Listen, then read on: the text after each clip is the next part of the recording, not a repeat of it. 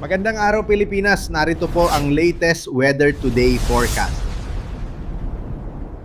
Dalawang LPA ang minomonitor natin. At sa kasalukuyan nga po, ang isa dito ay nasa loob na ng ating area of responsibility. Ito po yung ating minomonitor over the past few days. Huling nakita ang kanyang sentro sa layong 560 kilometers silangan huyan ng Itbayat, Batanes. At kasalukuyan ay medium po o katamtaman ng kanyang tsansa na mabuo bilang isang bagyo. Ibig sabihin po niyan, after 24 hours ay may posibilidad na tumaas ang kanyang tsansa na ma-develop into a tropical cyclone. Meanwhile, meron pa po tayong isang minomonitor ngayon na LPA sa labas po ng PAR, although malapit na lamang po ito sa ating boundary. Ang huling sentro po niya, ang huling estimate po ng ating sentro nito ay sa layong 1,460 kilometers silangan ng Central Luzon. At ngayon nga po ay katamtaman din, same with the LPA dito sa northeast part ng ating extreme northern Luzon, katamtaman din ang kanyang tsansa na mabuo bilang isang bagyo. So after 24 hours, hindi natin inaalis ang tsansa na ito din ay ma-develop bilang isang tropical cyclone. Sakali man po na tayo ay magkabagyo sa mga susunod na araw, 2 to 3 days from now, ay ipapangalan po natin sa next na bagyo natin ay Bagyong Pilandok. At kung sakali man po na itong parehong LPA ay ma-develop into a tropical depression, ang next naman po na ipapangalan doon ay Bagyong Queenie. So sa ngayon, meron pa pong uncertainties, lalo't LPA pa lamang po sila at may mga uncertainties pa tayong kino-consider. Ang ating advice ay patuloy pong mag-monitor sa magiging updates ukol dito sa weather disturbances. Samantala, itong LPA po dito sa extreme northern Luzon, ito po primarily ang naghahatak o nag-e-enhance ng habagat sa ngayon at sa kasalukuyan, yung habagat po or enhanced habagat ang nagdudulot ng halos buhos ng mga pag-ulan dito sa Zambales, Bataan, maging dito po sa Benguet, La Union, Pangasinan, Tarlac at Occidental Mindoro. So very concentrated yung mga pag-ulan doon ngayon sa westernmost portion ng Luzon dahil sa patuloy na pag-epekto po ng habagat. Samantala dito sa Metro Manila, sa natitirang bahagi pa halos ng Central Luzon, dito sa natitirang bahagi pa ng Ilocos Region, sa Cordillera Administrative Region, at maging dito po sa ilang bahagi ng Calabarzon ay patuloy din makakaranas ng katamtaman hanggang sa kung minsan ay matinding pagbuhos ng ulan, especially during thunderstorm occurrences. So, ang ating payo ay patuloy po rin pong mag-ingat, especially po sa mga banta ng mga pagbaha, especially po sa mga low-lying areas at sa mga lugar na malalapit po sa ilog. Samantala sa natitirang bahagi naman ng Luzon at dito po sa Visayas, maulap din generally ang papawrin at may mahina hanggang sa katamtamang pagbuhos ng ulan din na inaasahan, bunsod pa rin ho ng habagat. But for Mindanao, doon po ngayon medyo mainit ang panahon dahil may anticyclone po na nakakaabot o nakakaapekto po sa area na ito. So asahan natin, possible pa rin yung mga localized thunderstorms, pero mga panandali ang buhos lamang. Samantala, in-effect pa rin ang ating weather advisory. So ngayong hapon na ito hanggang bukas ng hapon, nakikita pa rin natin na 100 to 200 millimeters of rainfall pa rin ang pwede pong maranasan o ma-receive ng mga pag-ulan dito sa La Union, sa Benguet, sa Pangasinan, sa Tarlac, Zambales, Bataan, maging dito sa Occidental Mindoro. So dito po yung concentration ng pinakamalalakas na pag-ulan sa ngayon. Habang yung katamtaman naman sa kung minsan ay talagang matinding pagbuhos din, especially during thunderstorm occurrences, pwede pa rin ma-experience yung 50 to 100 millimeters of rainfall dito sa Ilocos Region, sa Abra, Ilocos Sur, Nueva Ecija, Pampanga, dito po sa Bulacan, Metro Manila, Cavite, Rizal, at even Laguna at Batangas at even sa Oriental Mindoro.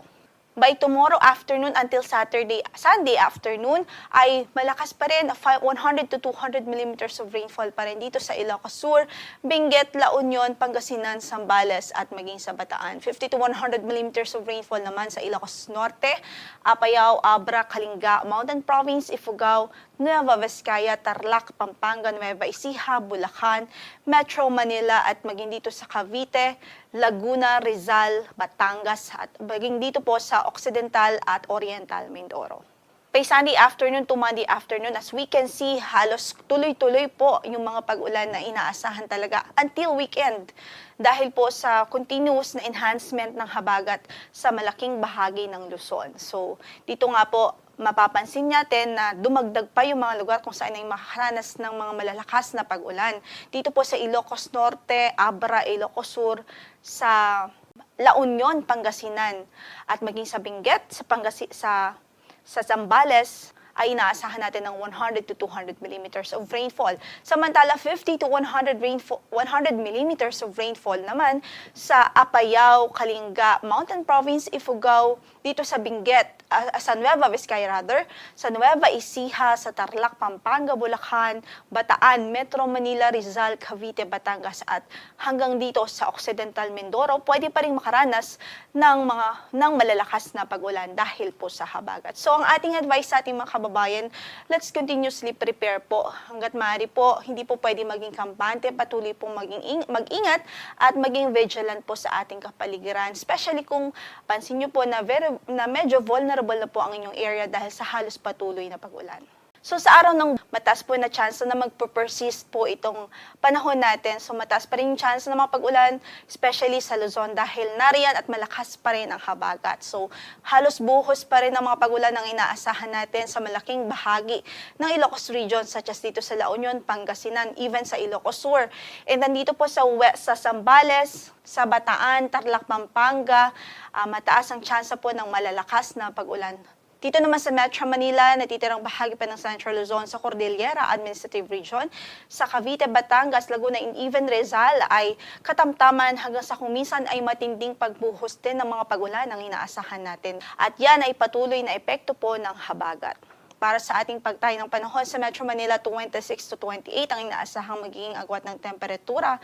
Sa Baguio naman ay 17 to 20 degrees Celsius, 26 to 29 sa Lawag, 25 hanggang sa 31 sa Tugigaraw. Sa Tagaytay ay 23 hanggang sa 27. Sa Legazpi ay 26 hanggang sa 31 degrees Celsius. Samantala, dito naman ho sa Visayas ay maulap din ang papawurin at may mga mahihina hanggang sa katamtamang pagbuhos pa rin ng ulan na inaasahan. Kasama na po dyan dito yung parte ho ng Mimaropa dito sa Palawan Province ay maulap din at may mga pag-ulan pa rin dahil pa rin ho ito sa habagat. Samantala, dito sa Mindanao ay bahagya maulap hanggang sa maulap ang papawurin. Kung may mga pagbuhos man ng ulan ay dahil po yan sa mga thunderstorms at mga panandalian lamang po. Para sa pagtayo ng ating temperatura sa Cebu, 27 to 31 degrees Celsius. Sa Iloilo naman po ay 24 to 30 degrees Celsius. Sa Cagayan de Oro ay 25 to 34, 26 to 33 sa Davao. Sa Zamboanga ay 26 hanggang sa 34. Sa Tacloban, 26 hanggang sa 31. 31 po yan, 31 degrees Celsius. At sa Calayan Islands ay 28 hanggang sa 32 degrees Celsius. Sa kasalukuyan, wala tayong gale warning na nakataas sa namang bahagi ng ating baybaying dagat. Pero medyo maalon na rin po ang mga ang kondisyon ng ating karagatan dito sa northern at western section ng bansa. Even po nga dito sa eastern section ng Luzon dahil pa rin po yan sa epekto ng habagat. So in the next 3rd to 5th day, so Sunday to Tuesday, ito po naman ang outlook natin. Dito po sa Metro Manila, mataas ang tsansa na meron pa rin tayong occasional rains dahil sa habagat. Yun po yung katamtaman na kung minsan ay nagiging matinding pagbuhos dahil sa mga thunderstorm occurrences. So possible pa rin yan Sunday to Monday. By Tuesday naman ay maulap ang papawurin at may mga mahihina hanggang sa katamtamang pagbuhos ng ulan. Sa Baguio City, continuous po yung ating occasional rains until the end of the forecast period until Tuesday. Sa Legazpi naman, hanggang Monday pa po, inaasahang magiging maulap at may tsansa po ng mga kalat-kalat na pagulan at improved weather naman na po pagdating ng Tuesday.